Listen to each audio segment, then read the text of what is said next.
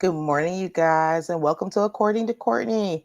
Here on According to Courtney, we go over all subjects such as Black maternal health, mental health, filling your cup, sex, and everything in between. I'm Courtney West. I'm a full spectrum doula.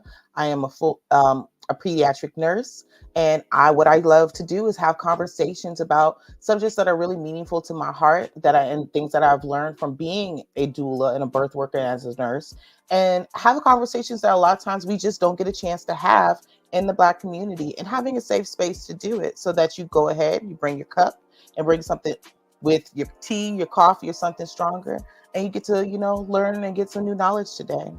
So today, what we're going to go over is like preterm birth and what that looks like. And what is preterm birth? Preterm birth is defined as a live birth before 37 completed weeks of gestation. Some other classifications of preterm birth include late preterm birth, which is between 34 to 36 weeks. Then we have moderate preterm birth, which is between 32 and 36 weeks, and then very preterm birth, which is 32 and less. These classifications are useful because they often correspond with the clinical characteristics, an increase in morbidity or illness with decreasing gestational age. Babies born too soon are often too small, and while their preterm births and low birth weights may be different in some cases, there's significant overlap within the population of infants. So I want you to understand what that looks like. So you're having these babies super early, and the earlier you're having your baby, the higher chance that you're having issues with your child. I want to give you the statistics that were from 2021, and this is from March of Dimes.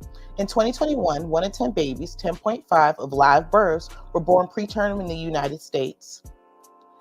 The rates for preterm birth in the United States are the highest for Black infants at 14.4, followed by American Indians and Alaskan Natives at 11.8, Hispanics at 10%, whites at 9.3, and Asia Pacific Islanders at 9%. Compared with singleton births, that's having one baby, multiple births in the United States are about 7 times likely to have a preterm birth. And this was in 2021. So I want you to look at that number. So you got 14.4, and we're comparing, say, that Black women are dying 4 times the rate of their white counterparts. And it's like, what is going on in our community that this is happening? But even more importantly about what's going on, what is that like? And I want to take the time that not just hearing it from my perspective as a birth worker, but from someone who's lived that journey and understands the outcomes of that. And we have our guest today. Her name is Brianna Hickman. She is a mom who's went through this experience, who's going to come to share her story. So I'm excited to bring Bri into the space. Good morning, Miss Brianna. How are you? Hey, good morning, girl. I'm doing great. How are you this morning? I'm doing great. So thank you so much for being in the space with me today. And I want to have you enter the space like I do my other guests. So I'm going to ask you 3 questions. And the first one is, what's your name? Meaning, where's your name from? What's the origin? Where are you from? Where are your people from? And then what is your expectation? What would you like to bring into the space today? What knowledge would you like to have? So I'm going to give it to you so you can introduce to everyone who you are. Well, hey, y'all. I am Brianna Hickman. I'm a registered nurse, case manager, and a supervisor at a home health company, but I have done hospice. I've done charge nurse in a hospital. I've done long-term care, you name it. Where is my name actually means strength, actually, so that's another topic of discussion. Um, and where am I from? Well, Courtney is my cousin, so I'm a tribe of her. So we are a tribe of strong, wonderful women, and we are promoting, and we're going to continue on this legacy that we have. So. Good morning, you guys. And what are your intentions for today? What do you want to leave it? What do you want to bring in the space? Oh, well, my intentions are to create awareness and a safe place for NICU mothers. I know going through my experience, there wasn't really that much of an outlet to talk to the NICU mothers and learn about what the process was about. And it's kind of like I was just going in blindly and had to learn everything, on my own. So just that you're not alone, and that if ever you think that I shouldn't be feeling like this. Honestly, it's through the process, and it's normal through the process. And it's okay to feel like you may be down, or it may be like I don't really connect with my baby. Like it's okay. It's just all normal feelings. So you are safe here, and Awesome. if you need someone to connect with, hey, I'm here. I love it. So thank you so much. So I want to go into all of that. That was a lot to want to bring into the space. So I want us to back up a little bit and kind of open a forum of giving some information about your birth experience. So let's start out like, how was your pregnancy and what was your pregnancy like to get you to your NICU experience? Yeah. So my pregnancy was actually pretty good. My doctors always told me that I was having a healthy, perfect pregnancy on their end. The only thing is I was working 12, 13 hours on the hospital floor at that time. So trying to like manage patient care and mommy care were a little bit difficult at times, but for the most part, it was healthy. It wasn't until my water broke unexpectedly, that's when all the corners had turned. And so my baby Zaire, Lil Z, he was born at 24 weeks and 5 days. So, like you were given the stats earlier, he had a less than 10% survival rate. Hmm, that's so crazy. So, like you were just stating, so you didn't have any pre-existing conditions except for you were working quite a bit, and a lot of people don't understand when you're working in the Yeah, medical field hard how work. stressful that is. Like, not being a nurse is a Yeah, super stressful job. You're in charge of life and death, giving medications, and you're dealing with multiple bodies, so you're constantly moving people, grabbing people, yes, doing medications. So it's a lot of strain on the body, more so than some other professions. So, but again, correct. your doctor said that you were fine. Yes, correct. Yep, I was healthy through whole pregnancy. Didn't have I was anemic, but it was ironic because my anemia had actually resolved while I was pregnant with Z. So I wasn't diabetic, didn't have any hypertension issues, wasn't having infection, nothing. So when I winded up in the hospital, they were all like, "Well, what are you doing here?" I'm like, "Well, you tell me what I'm doing here." So yeah. So when you were into the hospital, what was that process? So your water broke, you came Yes. into the hospital. So what happened? Like, what was Um, that process like? Yeah, so my water broke late night when me and Daddy were doing some extra activities. But water broke. Of course, we were both petrified. I kind of already knew because, again, nursing background. Hey, something's going on. I need to go ahead and get to the hospital. I started seeing a lot of blood coming out. So at that moment, I was concerned that maybe it was so early that I was having a miscarriage. So um, also, so we went to the hospital, of course, and at first they were like, "Oh, you didn't, you're good. We're going to just check you. We don't think that you got enough water out. You can go back home." And I was like, "No, like let's just check me, check my fluid. Let's see what's really in there because I'm still having pain. I'm still bleeding." So finally, the doctor came in. They were like, "Okay, we're going to check you." And the radiologist tech who came in, he kind of like was looking at me, but he didn't want to say nothing because that's not his job to say anything yet until the doctor actually gets there. So then the doctor comes in and she's like, "Okay, sit down." She was like, "You're having dry labor right now. All your fluid is gone." And she was like, "Because you're so early, we have to, you have to stay here for at least 9 weeks until it's time for the baby to come." So, of course, me being a busybody and wanting, I'm a nurse and I like to do everything all at once and stuff. I'm like, "Oh, hell no." So, but finally, I talked with my doula, Miss Courtney. I talked with my man at the time, and we had agreed this is the best thing for the baby. So, um, I reluctantly had to stay there, And throughout that process, they had to, go through a thorough examination about me and the baby. They had to give me what's called surfactant, which is a medication to help the baby's lungs develop. Because at that time, before I think it's 32 weeks or something like that, the lungs aren't fully developed. Mhm. So you have to give you medication. They have to give you the antibiotic that is the shots in your booty to prevent any infections as well. If you do have labor during that time, to prevent anything coming from the birth canal to get to the baby. Mhm. So, go ahead. So your surfactant levels are fully developed at 37 weeks. So you're still 37. Yeah, having, there you go. you're still, and people have to, I want you to repeat again, how many weeks Zaire was born. 24 weeks and 5 days. So So, that is extremely preterm yes. baby.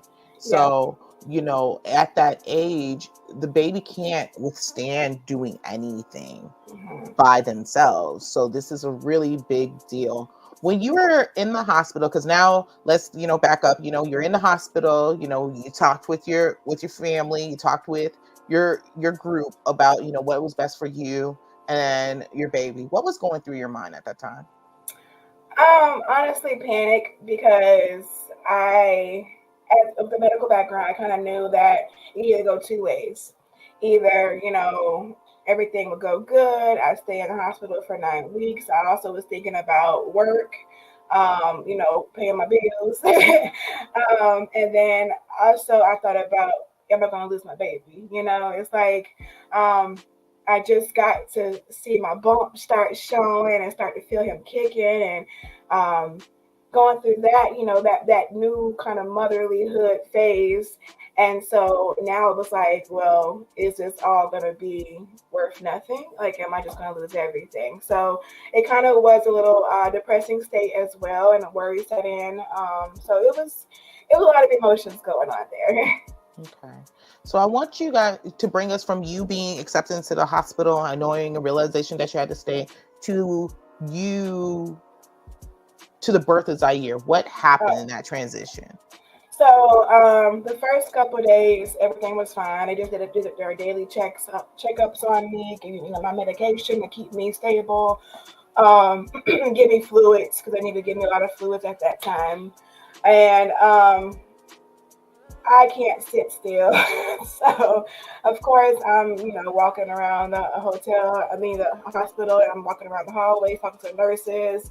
I'm asking them to give me some work so I can do something because I'm going crazy throughout out my mind. And the third or fourth day, third day, that's when I started having contractions. And at first, I thought they were Braxton Hicks, which are like false contractions, which you feel them in your back, you feel them in your abdomen, and it's just like I thought they were gonna just be going away. But there was a couple of hours had passed by, and the nurse was like, "Hey, are you sure you're okay?" And I'm like, "You know what? I don't know." So I was like, "Can you just put me on a monitor so we can see?" And as soon as she put me on the monitor, I saw what are called decelerations on the monitor. So in nursing school, you have accelerations and variations, and you have decelerations. And when you see decelerations, that means that there is not enough oxygen getting to the baby. So when I saw that, I already started instantly crying, and I already knew. I'm like, she was like, "We have to call a doctor," and I said, "I know." And so she checked me, and then when she checked me, she said, "I can see the cord and I see a foot."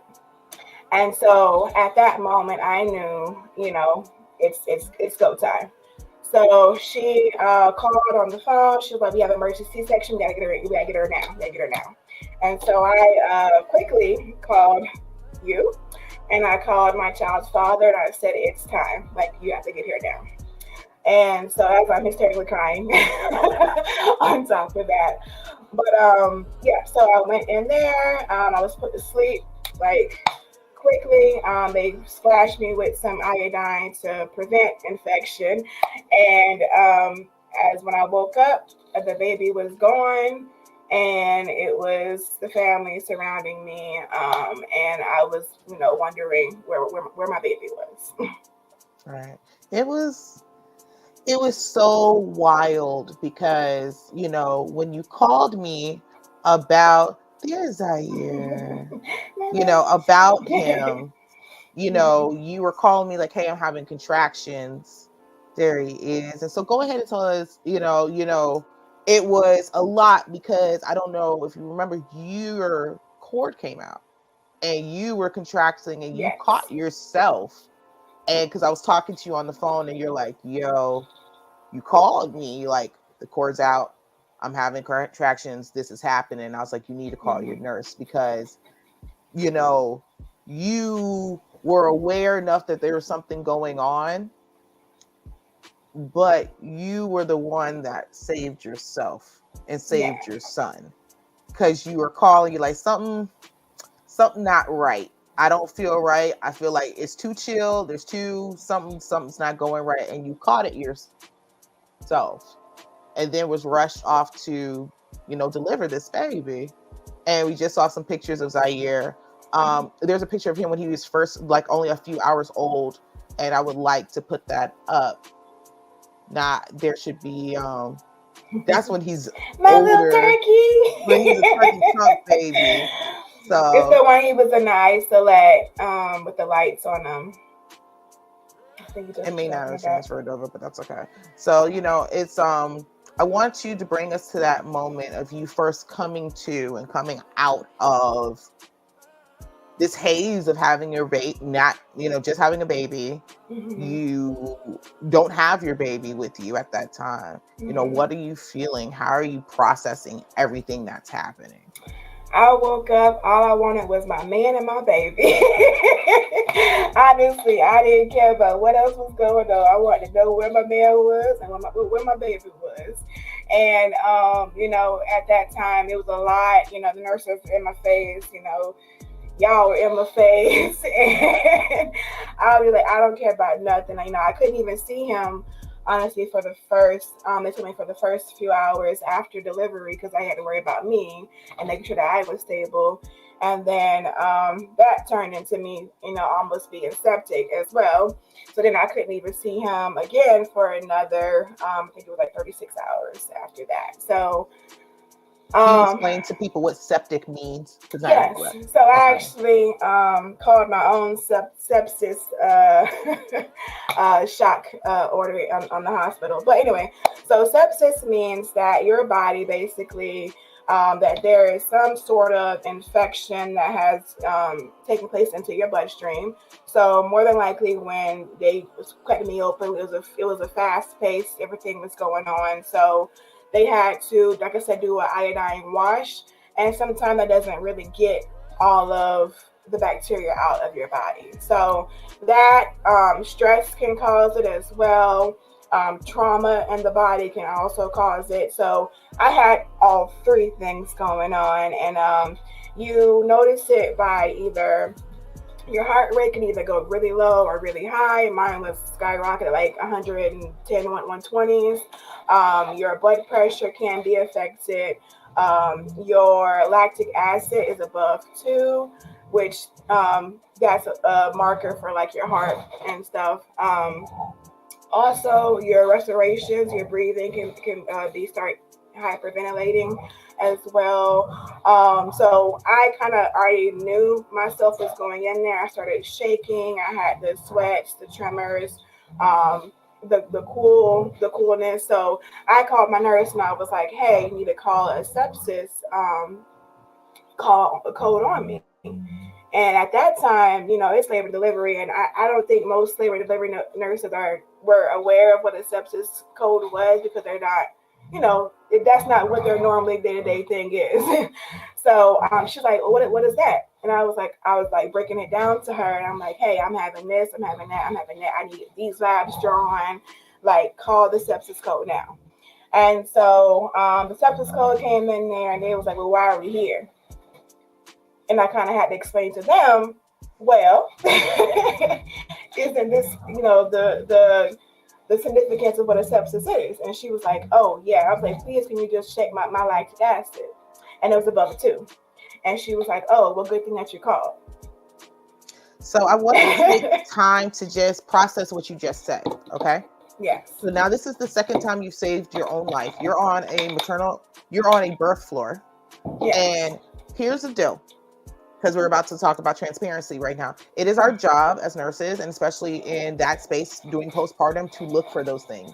It is. Yes. And so we're going to be very honest with it. Now, they may not call it a sepsis code, but you were receiving signs of sepsis as Yes. you being a nurse, me seeing you as your doula and also as a nurse. So I'm like, hey, this is what this is. It is their job to notice, hey, if you're having fevers and chills, you're spiking, there's something wrong. Even if you're not sure what it is, there's something wrong. And then once again, you are saving your life, and no one understands why you're saving your life. You had to walk someone through the steps of saving your life after having a traumatic birth, and you having to save your son's life to just get him here, because no one's really listening what that is. And I love that how you put this. There's a question, wow, what would you an unexpected mother do without this type of training? A lot of times what happens is that we have those maternal mortality rates or those infant mortality rates. That's exactly what happens. The mother dies and the baby dies. And then it's just written in a report that, oh, they were sick or their body just couldn't handle it. And that's it. No one gets into the details of what these things are. And that's what makes Bree's story so different in a way, because of her medical background has now saved her life and her son's life twice in one hospital stay. So, and it was very difficult as a doula and as a medical professional to be having these conversations and showing up like, hey, we're seeing this. And they're like, oh, okay. And if it wasn't for Brianna's due diligence of, these are my signs and symptoms, this is what's going on with my body, and having to play that nurse card to get things done, she wouldn't be here. And I can say for myself as a doula, it's very important that we stay in our roles. But the things with advocating for Black and brown people, sometimes when you have that extra education, it's like, hey, wait a minute. I'm not telling you what to do, but I need you to listen to what is going on here. Listen to the client. Listen to the patient. She is telling you X, Y, Z. You don't see anything wrong with this, and you're having to remember to stay in role, because I had to move in the role as her doula, not as her best friend, not as her cousin, not as anything more than her advocate, and to stay in those spots and still emotionally be inside of, I can't cry right now. I can be here and hold space for her and advocate for her, but I can't have that emotional piece to this right now, because that's not going to help that situation. And the difficulties that comes with that. So you've had this big trauma, you're now better, and you're able to see your son. What was that process like between him being 24 weeks until you got to see the picture of that little fat turkey baby? What was that process to get there? Whoa. Yes. So that's the day he actually came home. So he was actually from birth to home 5 months. Like 4 months, 28 days, but I said to say 5 months. So he was actually initially, he had to be intubated, which that means that he had to be on a ventilator and tubes all down his nose and throat. He had to have PICC lines, which are long IVs they put in the baby's little arms.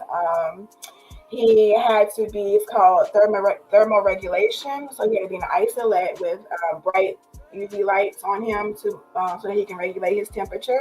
At that time, he was so early on that if he was out in the regular air, he would have got too cold, and he could have passed away through that as well too. They do daily, like hourly checks on the baby, so they put him on a screen, like if you go to the hospital, you would be on. And one of his issues where he had bradycardia. So his heart rate would drop tremendously low. And what they do in the NICU, they try to like let the baby kind of reset themselves. But if they can't, after a matter of minutes, then they have to go in there and help them out. So he had to get blood transfusions. He had to actually have a procedure. It's called an MLB, which basically looks at the heart flaps to make sure that they're opening and closing well, because that's just when his heart rate was going too low. They had to make sure that that wasn't, the cause of it. He was on feeding tubes, so we would pump our. When I didn't have enough milk, we had to get donor milk and feed him through that until he was able to suckle on his own. We're gonna stop that.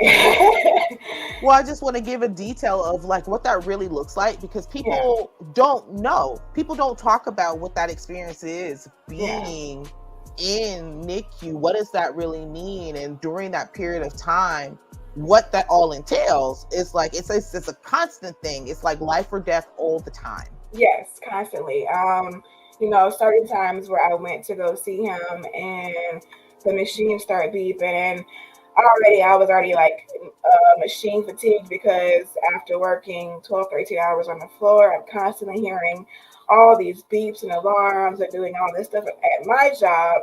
And then to have to go into the hospital and then hear them again, it was like I was like always on 10, ready for reaction to happen. So the one times that he did actually, his heart rate start to drop, I was kind of like, my heart kind of stopped, because I'm trying to hold my breath. So it's like, I don't know, in my mind, I'm holding my breath to give him breath, So that was a little difficult as well. And just to watch my baby there and not be able to do anything out of my hands and to rely on other people's hands was, I think, one of the difficult things to do. Because like I said, I like to do everything. I like to I'm a fixer. Mm-hmm. So when I see something that's going on and I can't fix it right away, it's like, well, am I doing something? Is it me? Right. But it was just the process of what had to be done in order for him to get better. So, and then you've actually kind of guided into this. How did this affect you? Like, what, from having to be a NICU mom, what are some of the side effects that came with that? So I do have anxiety. I did have postpartum. It initially at first was, tolerable, because I like to do everything on my own, try to work through the issues at hand. But I remember calling Courtney, and I was like, "Hey, girl, I think I got postpartum," and you were like, "Yeah, you do." And I was like, what do I do? Because me admitting defeat means I thought of myself as a failure. I would come home and I felt this void because I didn't have my baby there in the house with me. I didn't hear his cries. So it was at one point I was like, well, did I have a baby? My body was kind of playing tricks on me because it wasn't a full term. So I didn't get to experience the latter part of it. I was it ripped out of me, So it was moments where I would just sit and I was like, okay, I had a baby. I know I had a baby. I looked at pictures of my baby, but I couldn't feel him. And so that really took a lot of effect on me. Oh, wow. Well, thank you for sharing that. We're going to take a break right now, and we're going to pick up where we left off, and also, what information you would want to give to other parents going through this and go into those portions. So we're going to take a music break right now. All right. Good morning. My name is D-Ray, the producer. I am with Blast Radio 247 and Soul Res Music. And first, I want to say I am honored to be in the presence of these warrior queens as they talk about a very important topic. And for our Blast artist of the day, our spotlight is Elijah Rosario with Aura. Should've known, baby. Should've known, baby. Should've known, baby. Should've known. Should've known. It's It's your mind, it's your wave, it's your aura. Wanna get to know you, wanna get to know you. By the way you work those hills, you be dressed to kill. Wanna get to know you, wanna get to know. It's your mind, it's your wave, it's your aura. Wanna get to know you, wanna get to know. By the way you work those hills, you be dressed to kill. Wanna get to know you, wanna get to know. I'm digging your style, I love it when you smile. Any room you walk into, girl, you always shut it down. Got a Coke bottle shape, when you walk I see it shake. Wanna take it off display, come and take a ride with me. Girl, if you just give me time, I'll enhance your mind. If I brought you flowers for no reason, would you mind? Make love just how you want it. Cook breakfast every morning. Before you go to work, we get it poppin', got you moaning. It's your mind, it's your wave, it's your aura. Wanna get to know you, wanna get to know you. By the way you work those hills, you be dressed to kill. Wanna get to know you, wanna get to know. It's your mind, it's your wave, it's your aura. Wanna get to know you, wanna get to know. By the way you work those hills, you be dressed to kill. Wanna get to know you, wanna get to know. I need you in my life, 'cause the way you make me feel, all these butterflies. I said I want you as my own, please let it be known I'm chasing you. 'Cause I'll follow you through heaven and hell just to be close to you. It's all I wanna do, yeah. 'Cause you know it's your mind, it's your wave, it's your aura. Wanna get to know you, wanna get to know you.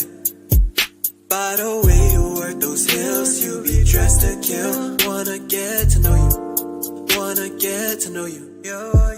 It's your mind, it's your wave, it's your aura. Wanna get to know you, wanna get to know.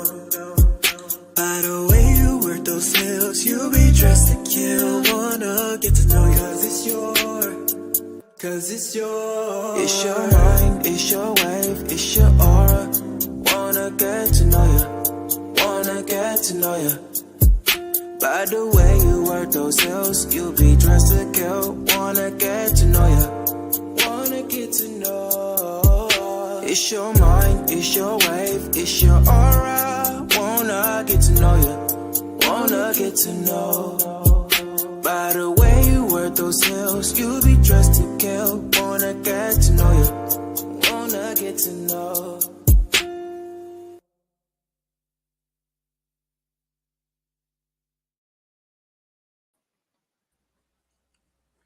And that was Elijah Rosario with Want to Get to Know You. He is one of many Blast artists on blastmusic247.com. And if you are an independent artist, comedian, or even a spoken word artist, and you're ready to get your art out there to the community, go to blastmusic247.com and create a profile, and let's get your art out to the community. Blastmusic247.com, changing the industry one artist at a time. And now back to According to Courtney. I like that song. Thank you so much. So we have a rule here on my show. We do all baby making music unless the subject is super heavy, then we'll do something uplifting. But you know, babies pay the bills over here. So you know, these come. We do it And if all you're here. having a baby, book with my cousin. There you go. You know, 3 Gems Birth Services. We all here trying to make this money and one baby at a time. So back to this subject, and it's a very heavy topic about, you know, how having a preterm birth really affects the health of the mom. So I want to kind of recap with you guys as we were just getting back in that, you know, you had a preterm baby at 24 weeks. Oh my goodness. Yes. Super tiny baby. And then having to have a 5-month stay in the hospital. You have already had to save the life of your child, you know, multiple times. And then also the life of yourself twice. And then also having to go inside of the hospital, of working in a hospital, doing 12, 13-hour shifts and then turning around and having to go back into the hospital to take care and be there with your own child, and the anxieties and effects of being there and having to trust other people to take care of your child during his decelerations. And what we're telling people what that means is that's when your heart rate drops down, and having to watch him have to learn how to reset himself and watch him be on someone else's timer on, well, you can be without oxygen for this long. Let's see what you do. And then, okay, now we're going to help you. And the determination factors that come with that. And, you know, in your stay, how do you feel the care that Zaire got from his nurses? Actually, we had one nighttime nurse. I think her name was Amanda. She was amazing. She was very thorough. She kept us updated. She like, I would bring little clothes that you could see for him, and she would make him look cute and dress him up. She would, you know, tell me if there was a problem right away. Like, I loved her. I did have to fire a couple of them because they just weren't doing what I needed them to do. As far as, like, you know, I would go in there and they would like crack the door open and like, oh, you good? And I'm just like, can you come in the room? Like, can we have a conversation? Can we talk about what's going on with my baby first before you just shut me off and keep going? So that was that. A couple other times, you know, the doctors want to, you know, we had a couple back and forth, but for the most part, it was good. I just, for people that don't know, it's called NEC, which is necrotizing enterocolitis. So that was one of my biggest risks for him as well, because our family already has kind of dairy. We're kind of dairy. What's the word? We have allergies to dairy. Dairy. We don't digest dairy well in our family, and that's actually not uncommon with Black and brown people. So a lot of times when they're giving formulas and things to fix our children, they're giving them things that are very loaded in dairy, not by mistake. And therefore, it actually causes other issues in our systems, especially when babies are that young. They can't process dairy like that.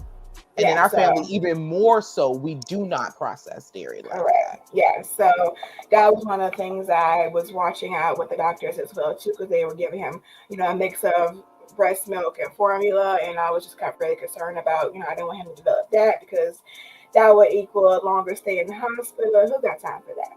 So Zaire came out 1 pound 14 ounces, and it was an up and down battle, but I'm glad that we did have the nurses that we did and the care that we did have, and I was able to have a rapport with those people, because I knew that even when I wasn't there at those times, that he was taken care of. So. Beautiful. It's so good to hear that. I would like you to, you know, give advice to people who are trying to support or how to support a family of a NICU, of a preterm baby. What does that support really need to look like? So everyone sees me like this strong person, whatever, you know, and they're like, oh, you're strong, you got this, you know, and it's like, but I needed people to actually be there. You didn't have to even say anything, you know, you just needed to be there, be in the presence, give space, and to, if I did say that I needed you to be there, just to show up, you know. And sometimes people don't know what to say, and that's why they tend to push away or stay far back from you. And just your presence alone will make a difference. You know, being outside of the hospital and being in postpartum, you know, sometimes you don't even want to eat, you don't want to drink, you don't want to do anything but worry about your baby and, you know, do the daily things around the house. And sometimes you don't want to do that either. So hey, if you like having a mom going through postpartum and having a NICU baby, say, hey, I can come over. I can, you know, do dishes one day, or I can cook you a meal and just have that there for you. Or you need, you know, you got other kids, I'll pick up the day from school for you, you know, things like that to make a difference and say, hey, I got you, you know, go ahead and go through your processing yourself so that you can be prepared for not only you, but for the baby that you have to get ready to come home to. And that coming home transition is no joke. Because hospital, they have on a very strict every hour, a couple of hours, programming. So when you get home, it's like you have to kind of come down to what your daily programming is as well too. And you may have a lot of sleepless nights, a lot of stressors at home with you and your partner, and that can be a lot too. So being there for those people, doing those little small tasks. There's also, if people like apps and stuff, it's called Peekaboo ICU, and it kind of helps you do like the weekly reports of where your baby should be, and it kind of like you can input little details about like your NICU team. And like what's going on, and check the progress of your child as well too. That's awesome. So, as a NICU mother yourself, what is something you would tell other NICU families? It's okay. I know that I had moments where I would just cry in the shower just because that was my alone time to process everything. And it's okay to scream, it's okay to yell, it's okay to cuss, do what you have to do in order to process everything, because it's nothing simple. This is a difficult task. This is your child that you have to watch fight every single day, and it's out of your hands. So learn to meditate, learn grounding.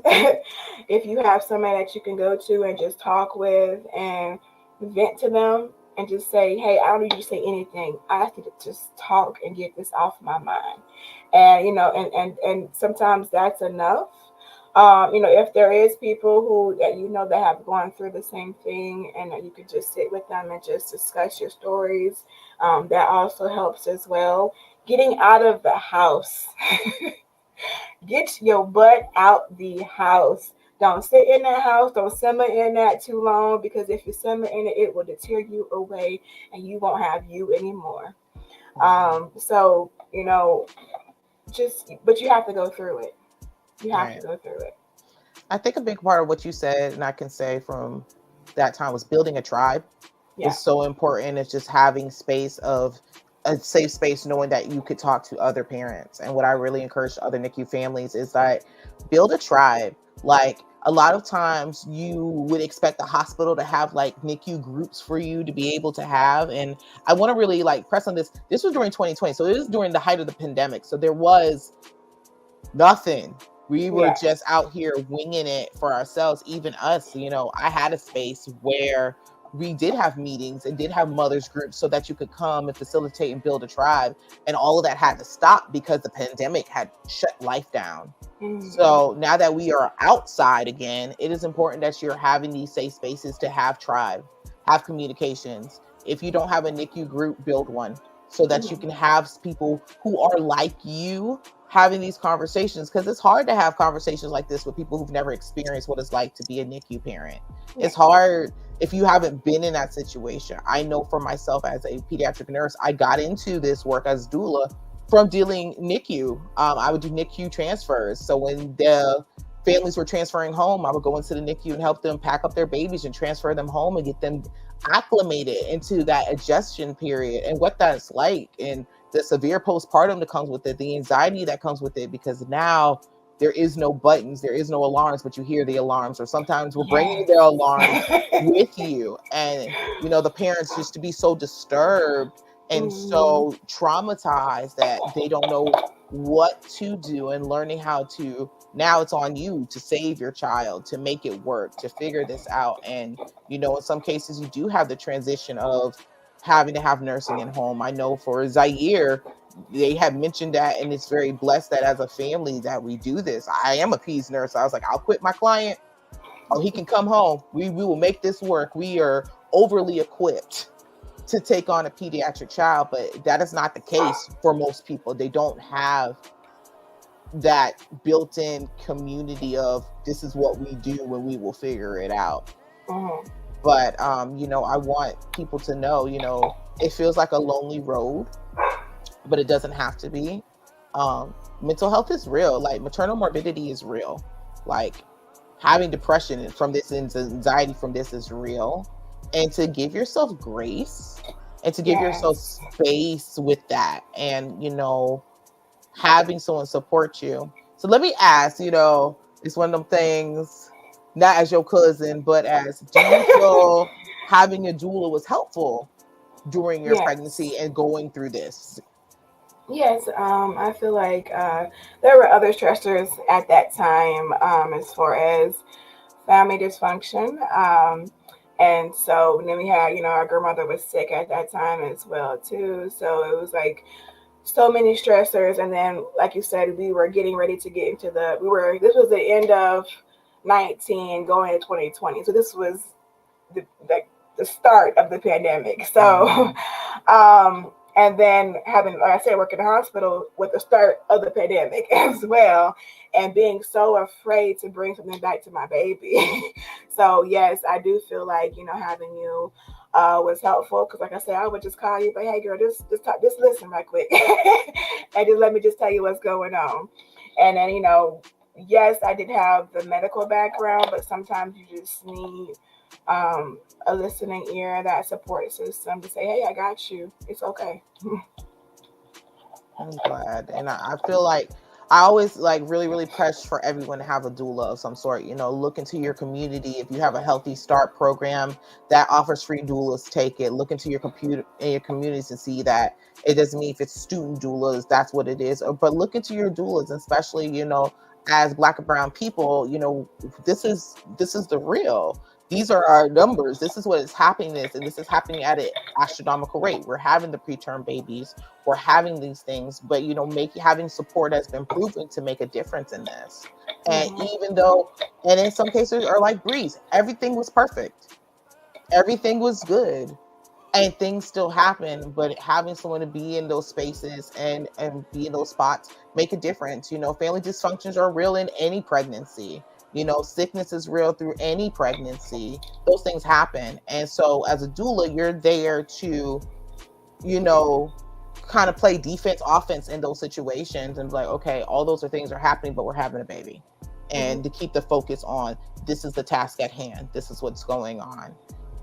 Is it harder? Absolutely, but it's about having to separate the 3 or 4 different things and just hold space for the person and not have to, worry about your own things. And I even employ that to people who are doing doula work for your own family members. You have to keep that in mind. Like, just because you're working together doesn't mean that everyday family things aren't going to come up. They're going to come up even more. And so you have to really toe the line of what are we doing, and remembering to stay in your field of work. And I think that was the balance with us a lot of times. And I would tell you, okay, I'm talking to you as your doula right now. And other times I'm like, I'm talking to you as your cousin right now. I'm talking to you as my friend right now. I'm talking to someone who loves you all the way around right now. And I'm talking to you as nurse to nurse right now.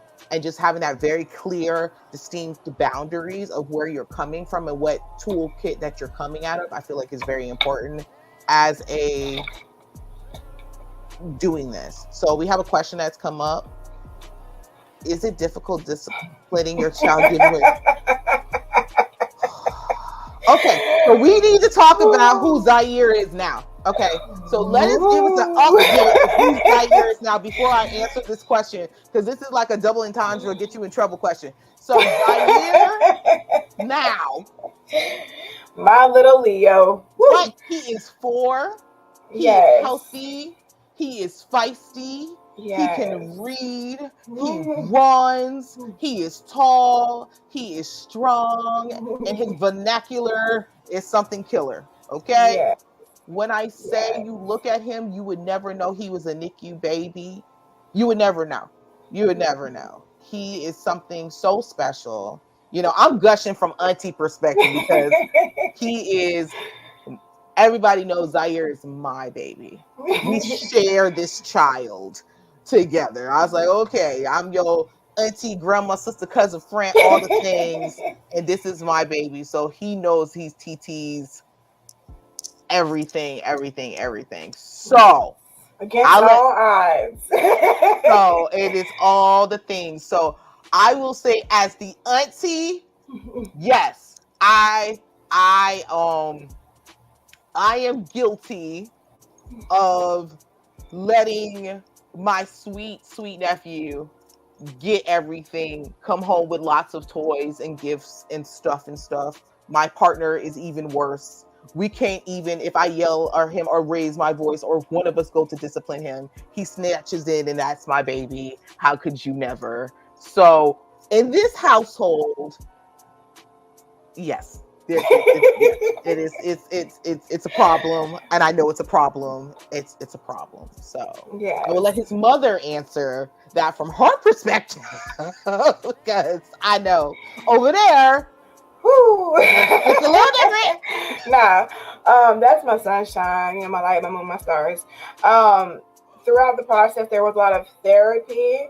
There were a lot of doctor's visits and everything like that. And it's like you said, everybody wanted to spoil him because he was doing all these things that he had to, manage up to certain levels at certain times. So when you got around the family or the cousins and the friends, they wanted to do all these things for him, give him all these gifts. And yes, mommy spoiled him as well too. So now because he is, we call him, I'm gonna call him a little Peter. He's my little Peter. Um, he thinks that he can do whatever, whenever, and so we kind of have to let him know that not in this whole household you cannot do whatever, whenever. You can have a little bit of assertiveness, but we gotta do it respectfully. So that is the challenge that we have sometimes. But he is a sweetheart because he'll flip it and he'll be like, I love you. You make me so happy, mommy. And then he'll come and give you like a big old hug and a little tart.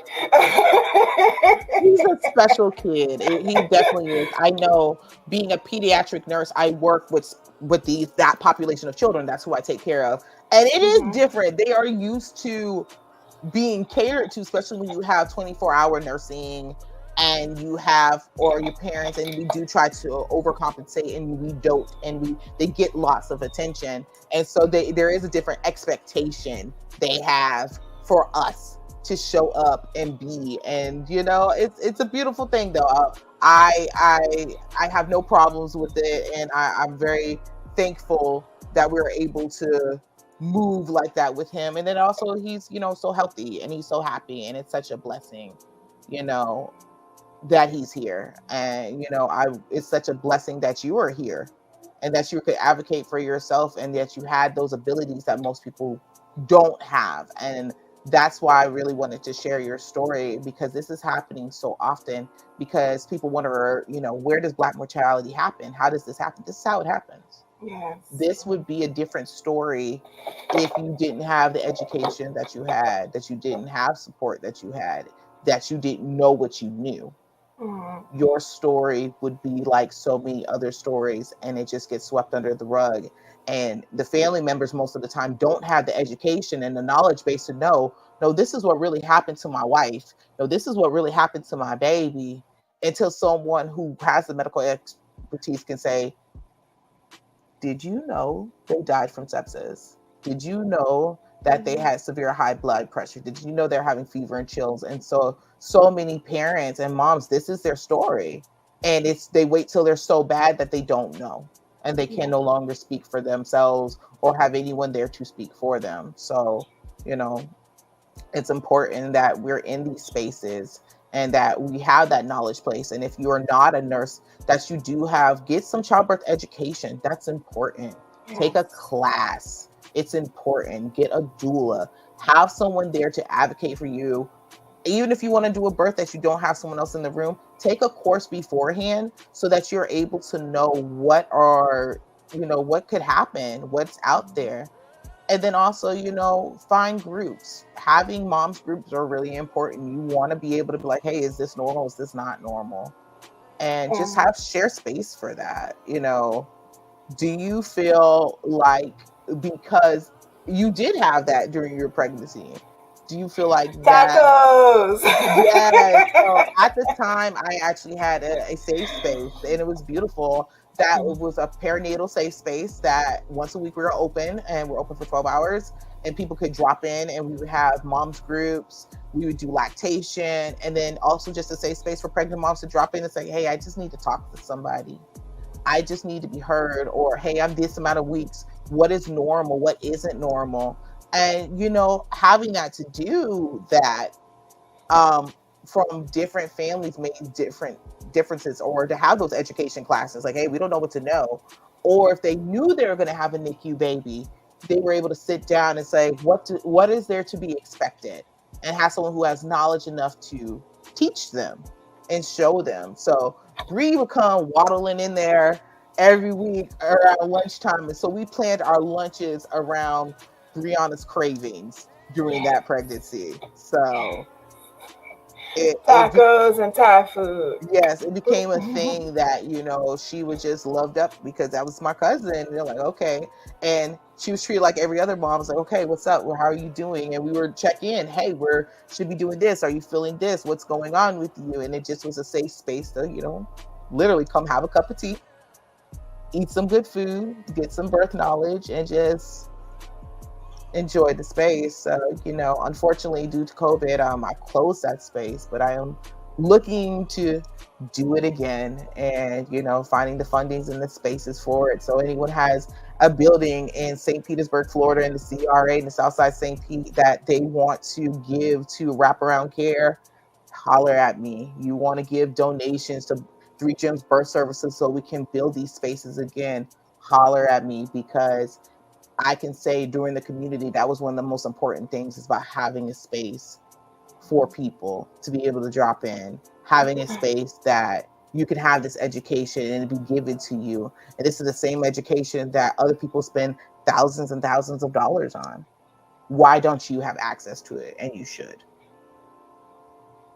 So we're getting close to the end, and I thank you so much, Miss Brianna, to have you on here and holding space with us, and hopefully we have you again. Yes, I hope so. Do you have any closing words you would like to leave? Let's see. Give yourself grace. Be patient with yourself. Just let yourself go through the moment. It's difficult all around. So no way is the right way. No way is the wrong way. Process it. Love on yourself. And it's going to be okay. I love it. So to all of you guys, thank you so much for spending your hour with me. I hope you left with some more knowledge than when you came in the door. Remember, you are you are graceful, you are important, and your words and your thoughts matter. So thank you so much for being with us today. I'm so looking forward to seeing you guys next week. Keep your self-care up, keep your head high, and until next time, thank you so much being with us. All right, y'all have a good one. Take care now. My